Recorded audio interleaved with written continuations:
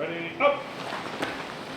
We're not Navy SEALs. We're not highly trained military force like that. We are law enforcement, and our job is to protect life, first and foremost. Muncie Police Department SWAT Commander Jeff Pease is one of MPD's trainers.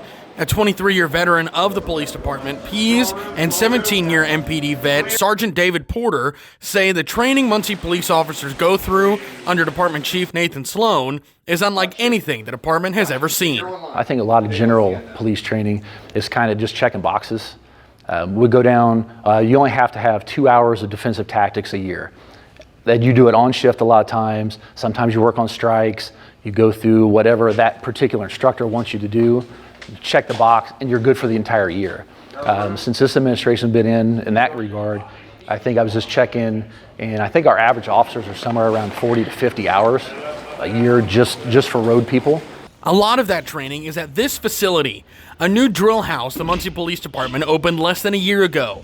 It's designed to create as realistic training scenarios as possible. What's unique about this facility is that it can be used for a number of different scenarios. It doesn't necessarily have to just be some kind of residence. It could be going in to make sure people are safe in a school, in some kind of business, in some kind of retail or restaurant. And it provides opportunities for various different scenarios for Muncie police officers to train in. The reason these hallways are a problem, especially in this shoot house, is it's such a long hallway. And I get it, a lot of houses are not going to have these long of a hallway, but schools do, workplace, they definitely do. So we want our officers, we've kind of incorporated, resident size rooms, but also, the office is different, the hallway is different, and it just creates its own set of problems. If you are an officer and you get stuck in a hallway and there is someone like an active shooter, it makes you rethink your tactics pretty quick. Anyway. Trainers work to make simulations as stressful as possible, pumping in loud noise, and even conducting drills in the dark.